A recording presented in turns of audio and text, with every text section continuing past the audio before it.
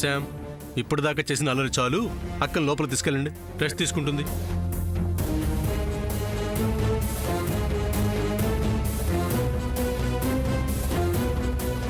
అమ్మా, పెద్దమ్మా, ఇప్పటి నుంచి అక్కకి ఎలాంటి పనులు చెప్పొద్దు, ఓకే? అలాగేరా, అలాగే. వెళ్ళమ్మా, వెళ్ళి రెస్ట్ తీసుకో.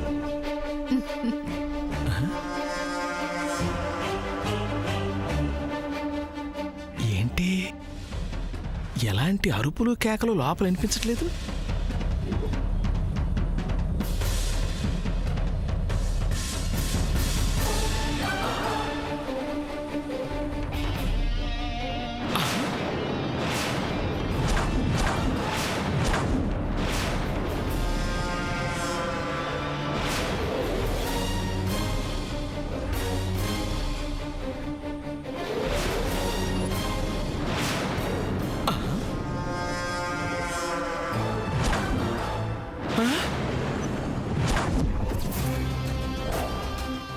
అదేంటి కష్టపడి హాలంతా ఫ్లెక్సీలు అంటించానే.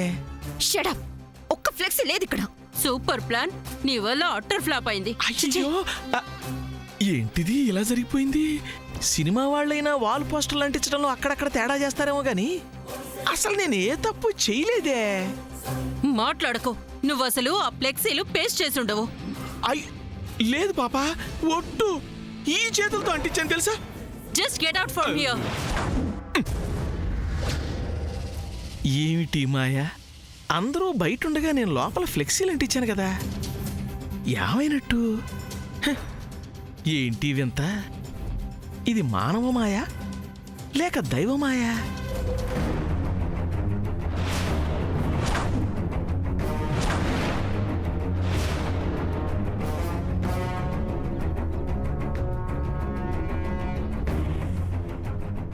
ఈ ఫోటో ఎక్కడి నుంచి వచ్చింది?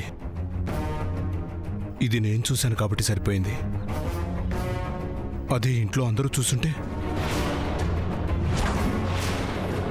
ముఖ్యంగా అమ్మ చూస్తుంటే ఏమయ్యేది? ఈ ఫోటో వలన సూర్యశ్యామల పెళ్ళి ఆగిపోయేది.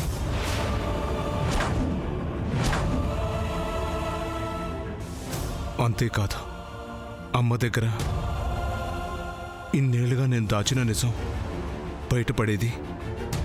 అదే జరిగితే అమ్మ ఈ జన్మలో నా మొహం చూసేది కాదు. నువ్వు ఇంకేమన్నా చెప్పాలా? ఇంకేమన్నా అబద్ధం చెప్పాలనుకుంటే చెప్పేయి. నేను చూడాలనుకుంటున్నాను నన్ను మోసం చేయడానికి నువ్వు ఎంత నీచానికి దిగజారగలవు అని. ఎందుకు ఆలియా, ఎందుకు నువ్వు ఇలా చేసావు? నీకు తెలుసు కదా నానమ్మ తర్వాత నీ ఒక్కదానిని కదా నేను పూర్తిగా నమ్మేది. ఏమన్నావు నువ్వు? ఈ మధ్య అన్నిటినీ మర్చిపోతున్నావా? అది చాలు. వాటిలో ఉన్న శక్తి విషయాన్ని గ్రహించి మనకు వివరిస్తాయి.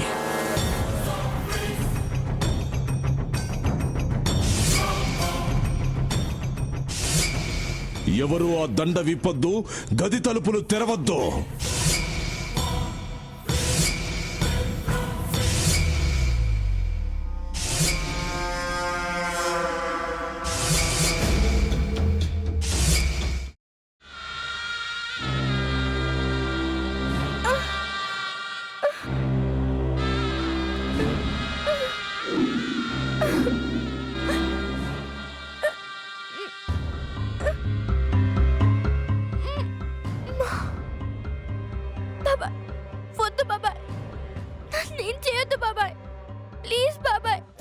నీకు నిజం తెలిసినప్పుడే నా ఆలోచనలో నువ్వు చచ్చిపోయావు.